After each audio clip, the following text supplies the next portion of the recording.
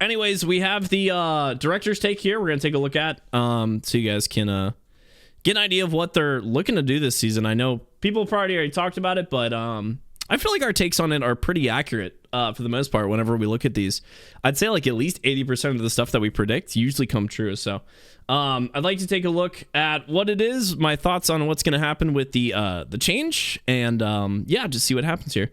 So we're going to go through this real quick. So there's a lot coming to the game in Overwatch 2 Invasion. We talked about new story missions. We'll talk about the newest support heroes soon. Top of these new additions, there are also a lot of changes coming to our current heroes next season. Nearly half of our heroes are getting balance changes. Oh my god. This isn't going to be a nightmare. Changing half the hero roster and oh boy. I won't go over every change in the season here. They'll all be in the patch notes, but I'll go over some of the larger ones. Two quick bits first. I really hope they're touching May again. I would really love to see just a full-on rollback on May to where she was before, because she was great. Two quick bits first. There was a lesson in the life we released where our newest heroes was interesting, wasn't strong enough on release, and we don't want to repeat that. This is a great move.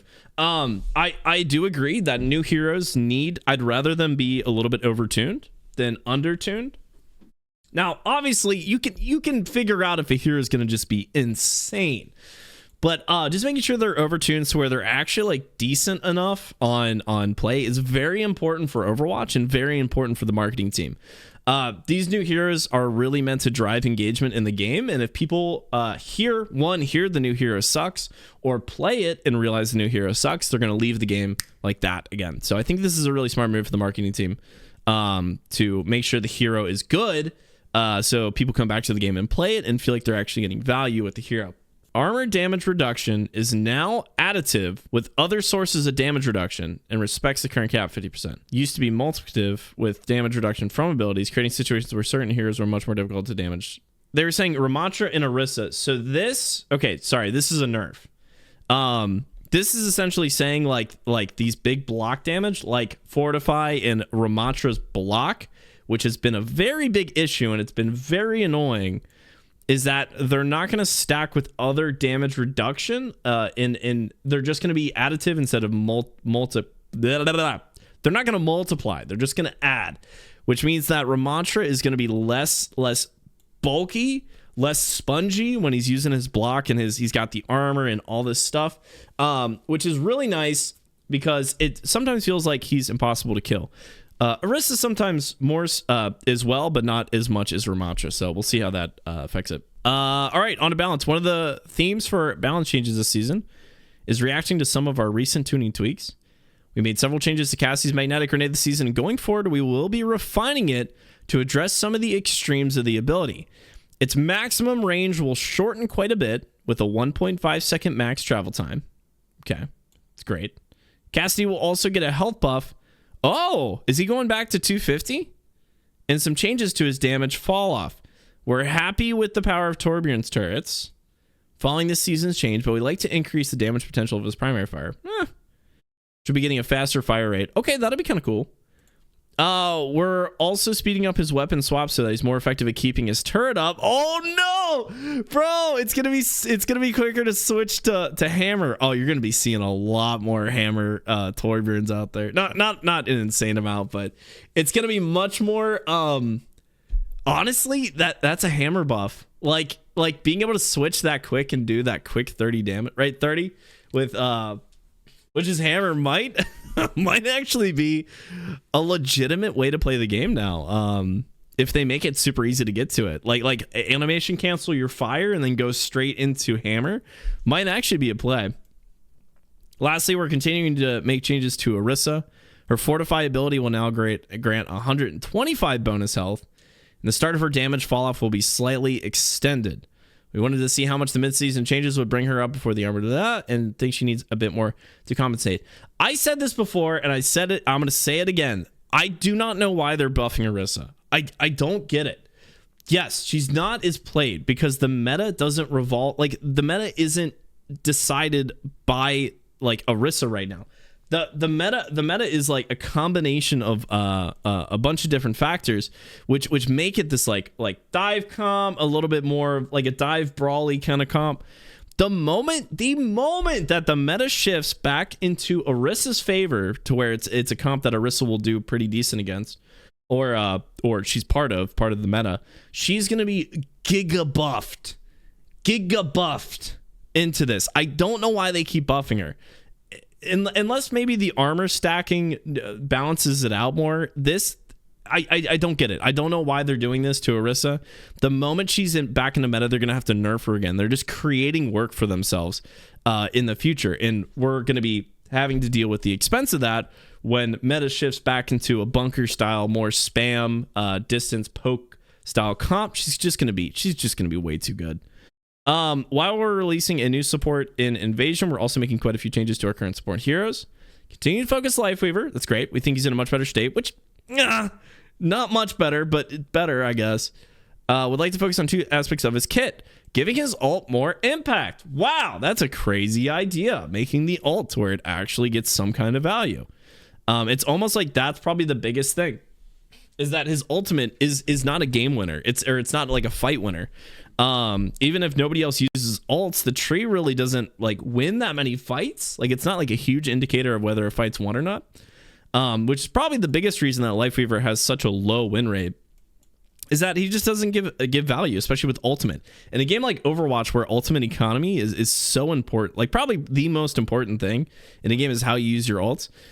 His ult really just gets zero value almost. So starting with that's a really great move. Giving Lifeweaver himself more survivability.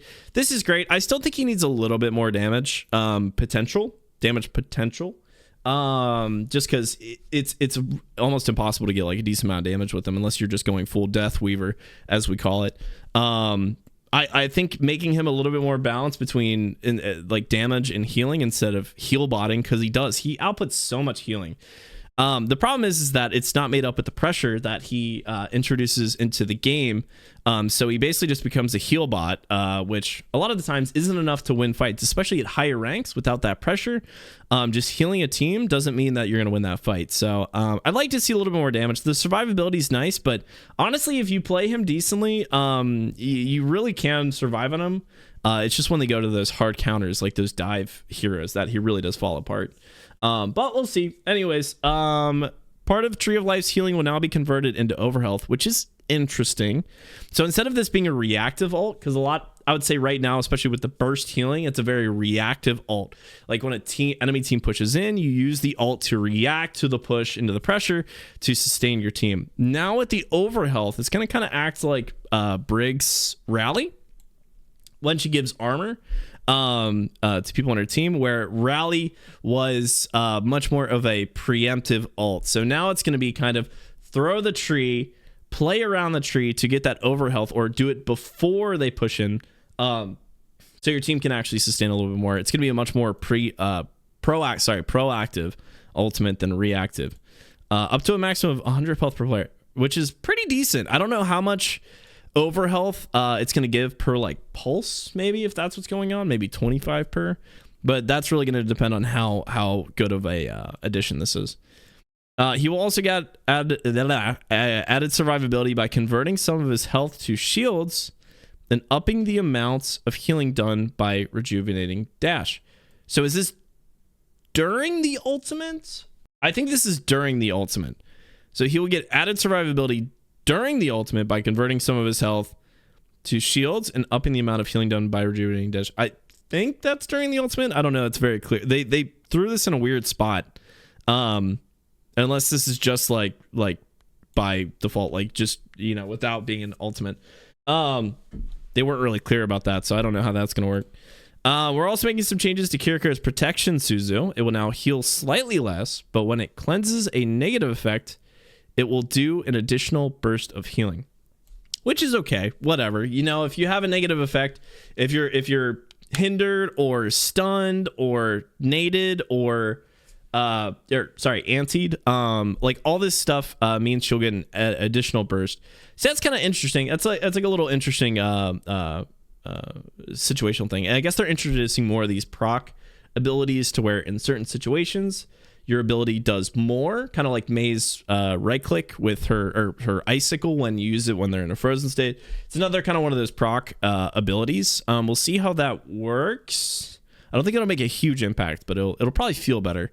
The slight knockback on Suzu is also being removed. Sad, but also it makes sense. There was no reason for it, and I feel like just there's like certain situations where it's just kind of annoying that it happens. We like this ability to feel more pointed, so we don't want players to feel like they have to hold it, and we like to reward them more for using it situationally. So they definitely wanted to use it more when their teammates are in these negative effect states, instead of just waiting to make sure that they block them from dying completely. So it's Suzu is going to be much more of a cleanse ability than it is a protection ability, kind of like Immortality Field is what they're trying to make it become. Less immortality based, more cleansing of negative effects on heroes, which might actually prove to be better. We are planning things for several of our other support heroes, but the last one I'll go over is a reduction in Mercy's damage boost. It won't be a lot. We'll be reducing it from 30 to 25%. Okay. At this value, we feel that the ability will still feel effective while giving us room to rein in certain damage spikes. I wonder what damage spikes they're talking about. I'm wondering which 2 DPS heroes they could be. I wonder. It couldn't be Sojourn, right? It couldn't be Sojourn, the hero we're still having issues with Mercy Sojourn, or Pharah. Interesting. But for real, I'm down with this. I think it gives it too much value. I don't know if this is going to be enough though. Of the damage reduction on it, we'll see. We talked about it a few days ago that like Pharah Mercy has always been good, especially in like lower ranks, platinum and below.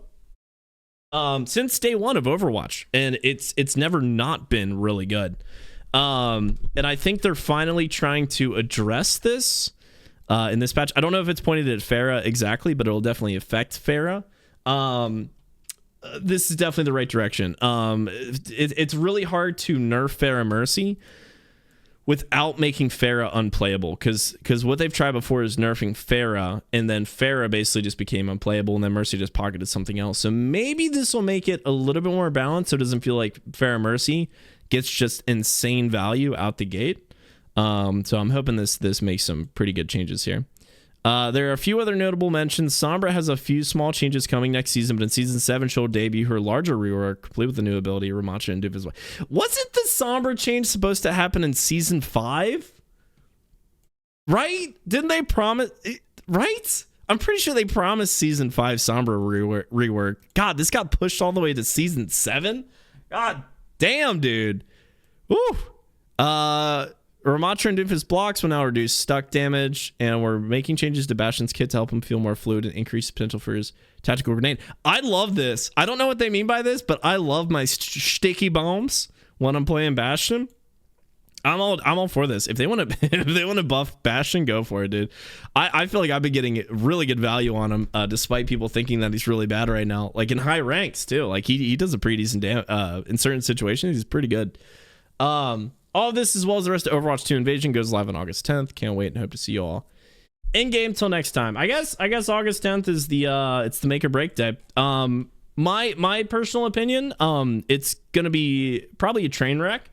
But it's new content, it's new stuff. It's new stuff for us to give our opinion on, to check out, to see if it puts Overwatch in the right direction or the wrong direction. So I don't know. Half the roster? Are you kidding me? Dude. Overwatch is gonna be a mess. Oh my lord. There's no way you can balance half the roster when they all take new changes. Oh my god, this is gonna be crazy. Anyways, I'm excited.